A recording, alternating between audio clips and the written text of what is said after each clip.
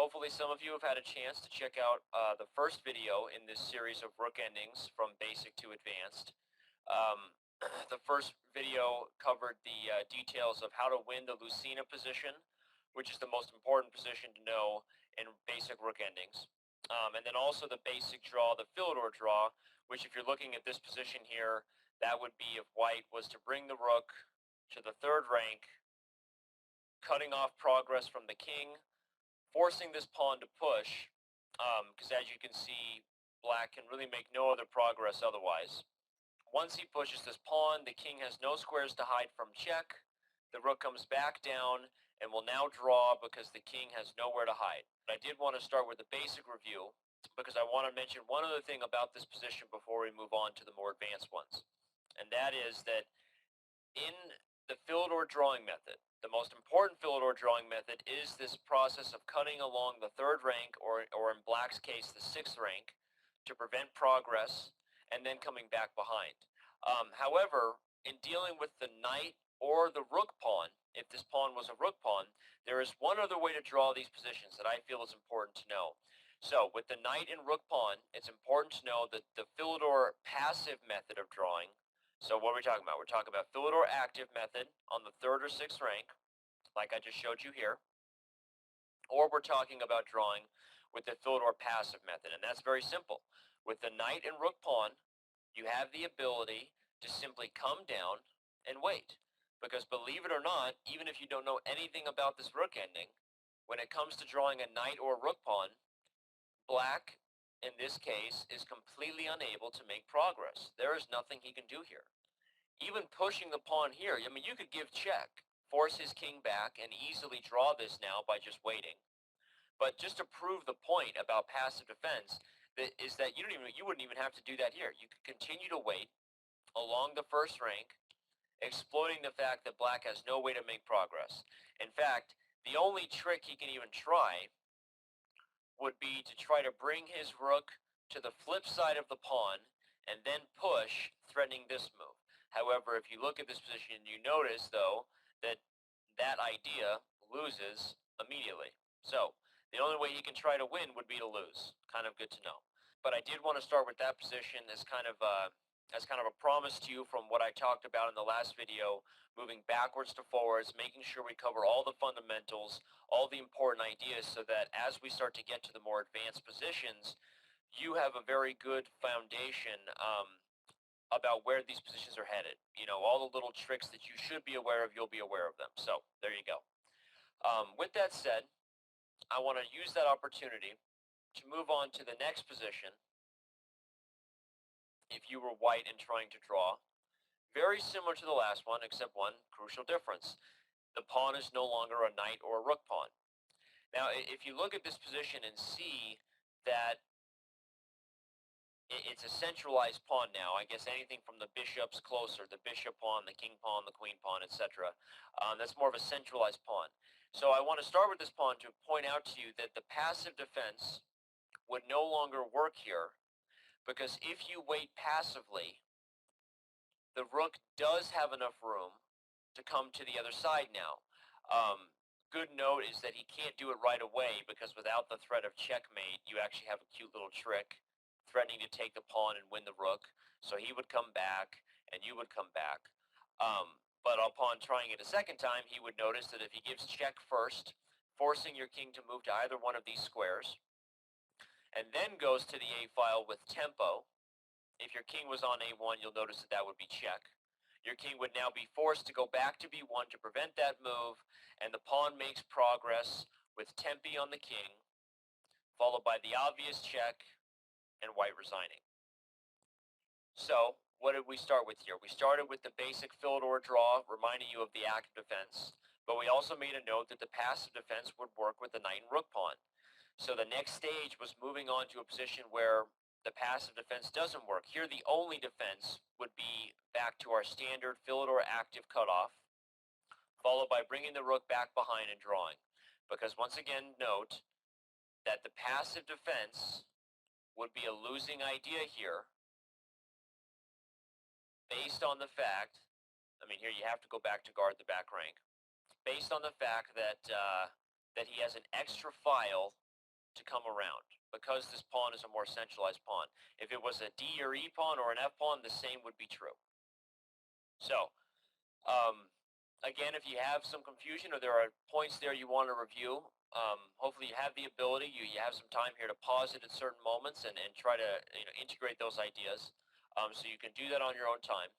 But here we are going to move right on to the next position, which to me is probably, you would kind of classify this one here as either the last of the basic rook endings, or you would call it the first of the advanced rook endings, either way you want to look at it. I think during any studies throughout your chess career, you'll always notice that. You reach a moment where the positions really do start to get more complicated. It's like starting out with, a basic king and queen checkmate, king and rook checkmate, even king and two bishops is kind of a pretty simple checkmate. And then you start to go to like knight and bishop and some more complicated positions where you're no longer just being able to see a very easy idea and memorize it. It starts to become much more difficult. And so that's what this position is here. So here we go. Here's what's difficult about this position, and again, this would be a moment where I might recommend a pausing so you could figure out what's difficult about it for yourself. You'll notice that the Philidor is no longer an option, because with his king already advanced, giving this check and him pushing this pawn, you no longer have the time to bring the rook back around to give checks, because as you can see, if you do that, you get checkmated. On the same note, if you give this check and allow him to come forward, do you still have the time to even come down and stop checkmate with passive defense? Well, you do, but you already know that that loses here. Because with a centralized pawn, he now has that extra file on the edge of the board to come around and make progress with tempi on the king. So, again, if you started this whole rook ending from when we started with video 1 onto this position, from basic to advanced, you'll kind of have an idea of why this position is tricky, especially if you've never seen this before. All of a sudden, you're looking at a position where the basic Philidor doesn't work, passive defense doesn't work, but you also know that based on the first position we ever did, the Lucena position, if you simply, let's say you simply tried to run out with your king in some way, and allowed him the ability to get his king in front of the pawn, what are you in here? You're in a Lucena position. You can make all the little, the little defensive ideas you want, but it's only a matter of time before you're in a Lucena position. He'll give check, he'll come up, and as you know, the rest is history, especially if you watched video 1. You cannot prevent black from winning. So this presents quite a conundrum here for us. We're looking at a position where all roads seem to lead to Rome for black. Passive defense loses. The Philidor is no longer option. And allowing our king to be kicked out will most likely lead to a position where he achieves Lucena or the bridge. And all of that, by the way, changes based on one simple king thing. So here's how we draw this position. Again, I've recommended a couple times that you could pause here and see if you could come up with the idea on your own. But here's the idea. This is a very important phrase. You can even say it out loud to yourself. Rook on long side, king on short side. And that already, even if you forget some of the ideas of this position, that's a very important phrase to remember. Because, like I said, when we make the transition from basic rook endings to advanced rook endings, you have to have something to help guide you. And that is rook on long side, king on short side. Here's how we do it. We give this check, which was kind of a no-no before, allowing the king to hide and easily threaten checkmate. As you know, blocking checkmate with the rook is not an option, because the pawn goes marching on, easily winning king and pawn endgame. So after giving check, we're in kind of a tough situation. Do we run with our king? I don't think we have a choice. But knowing what I just said, short side, long side, what do you think I'm referring to? I'm referring to the pawn. The short side of the pawn and the long side of the pawn. By running to the short side, seemingly allowing Lucena, just as we have before, where his king is in front of the pawn, we actually allow another drawing idea, an advanced drawing idea, which is a transferring of our rook to the long side of the board, which prepares to now create a new series of checks. Kind of like before when we forced the pawn to push in the Philidor and gave checks from behind. Now we're transferring our rook to the long side, allowing him to push, but pointing out to him that he actually can't escape the protection of the pawn. And that's only because our rook is far enough away from the king, thus the long side, as we said. our rook is far enough away from the king that that's a problem for him. He can't shield his king. Now, as you notice, running away is not going to help him. Because if he runs, you keep giving checks, and if he runs too far, you'll probably say, all right, well, whatever you got to do, big guy, I'm going to come win your pawn. So in the likely event that he doesn't run too far away, maybe he tries to come forward. If he tries to come forward, now your king seizes the opportunity to attack the pawn. He can either give it to you or protect it, but in either case, our rook will come over, and we will win this pawn. Let's start from the beginning again. We recognize that we're in that conundrum of a position. All of our basic drawing ideas, passive defense, active defense, Philidor defense, none of it works because he's going to get the Lucina. Or he's going to get that position where the rook transfers over with the passive defense. So we come up with a new drawing idea. King on short side, rook on long side. We transfer our rook over to the long side. You should note, by the way, that you don't even have to give this check and do it with tempo. Technically, even coming over here without the tempo still draws in this position. But the most accurate way to do it is to give check and transfer the rook to the long side, preparing for the obvious draw. Now, it's not over yet. We see what happens if he pushes the pawn. We start giving checks, and eventually our king comes forward. This is an obvious draw. He can't escape. What if he plays a good move? What if he plays this move to prepare to meet our checks at some point? Oops. What if he makes this move here, preparing to meet our checks at some point with a blocking of the rook? Now, if he does that, a quick calculation tells you you can't trade rooks. You lose the king and pawn ending. As you see, he gets his king back to this square, and the pawn goes marching on. So what do we do now? I would recommend, again, this is a pausing moment where you might want to try to solve this, and I explain why I feel that's important to really commit these to memory. Good to force yourself to do some over-the-board work.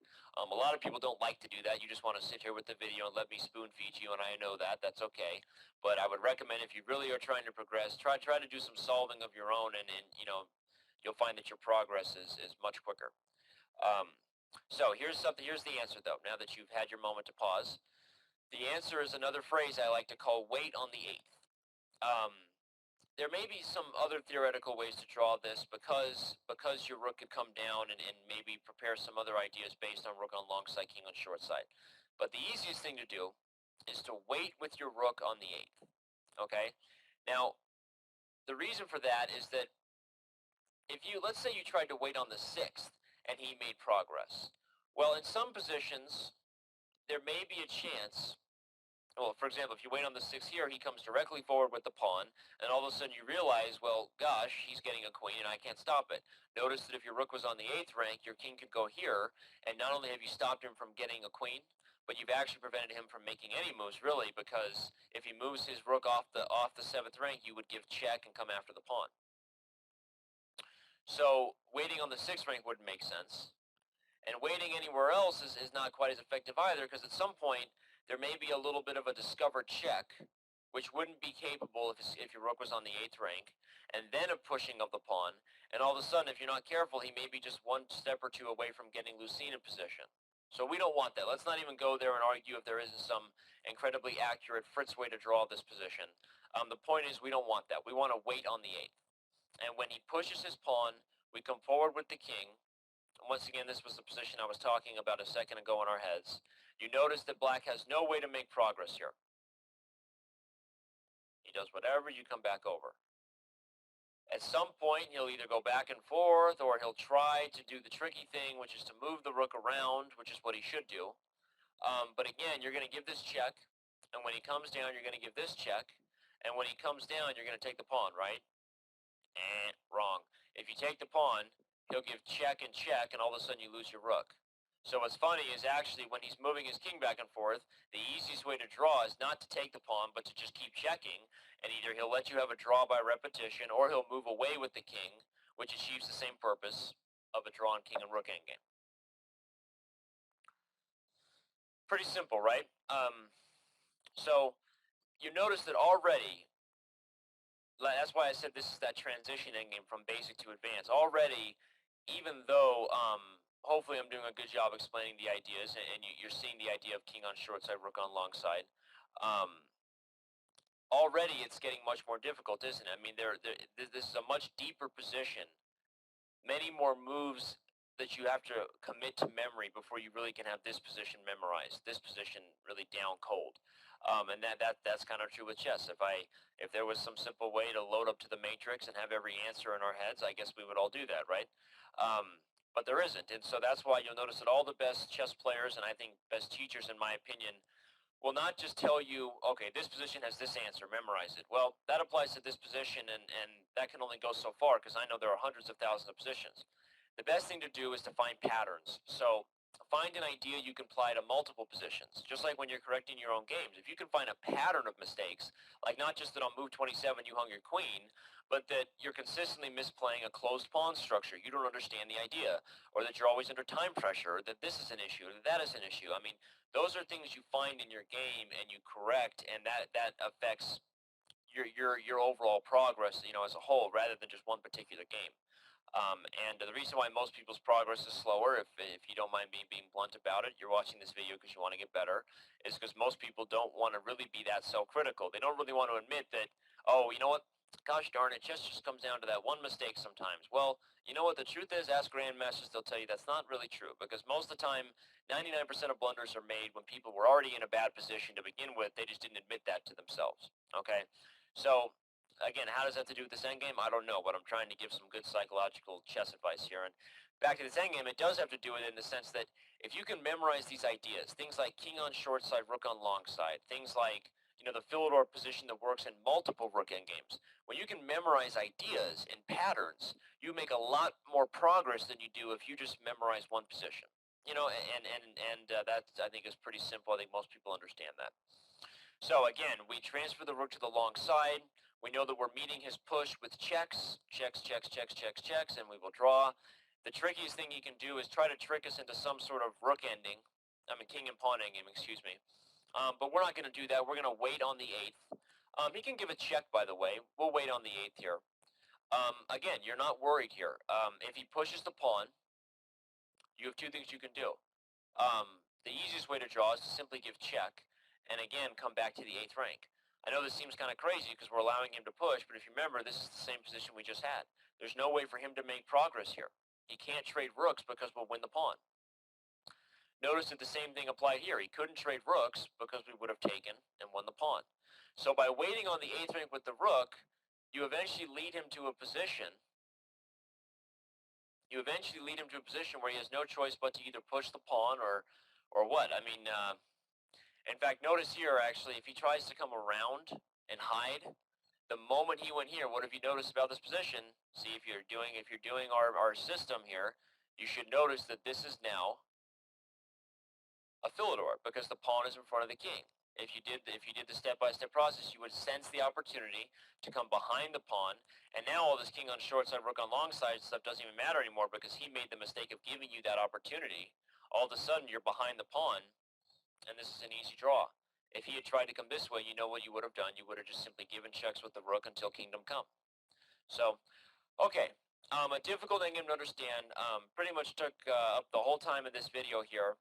Hopefully you remember, the succession of these, I would call them 4 important rook endings, starting with the Lucena position, the most important winning position you have to know, because not only does it help you how to win these endgames, but you'll notice that also improved your ability to evaluate all these drawing ideas. Because if you know what your opponent has to achieve, getting his king in front of the pawn, the Lucena, the bridge position, then you know what you need to stop. So then we moved on to the Philidor, both the active and the passive defense, keeping your rook along the 3rd or the 6th rank. In some positions, you can even wait on the 8th rank, which are the knight and the rook pawns. That was kind of a nice transition into knowing that because passive defense doesn't work with all the pawns, we sort of come to this one here where we're in a conundrum. We have a number of different defensive ideas that fail, and so all of a sudden we're almost forced to come up with this advanced defensive idea. Exclam, king over, bringing your king to the short side, and I can't mention every move in these videos, but you'll notice the checks don't do anything. He's got to try to make some progress, and when he does, well, let's say he goes here. We'll do one last thing to help everyone fully understand this, just to show that this doesn't change anything. Again, check does nothing for me. He can even push here. I'm going to check, and I'm going to wait on the 8th, and I see no progress here. If he pushes, as you know, we're coming up, no progress. If he waits, we check. He either repeats positions or He eventually tries to come back around, tricking you. You sense the opportunity, grab the Philidor, and again, this was all because we remembered that one important idea, which is king on short side, rook on long side. So, okay, that was our second video in the rook ending series, basic to advanced. I hope that everybody enjoyed it and have a wonderful, wonderful chess day. I will talk to everybody soon. Thank you.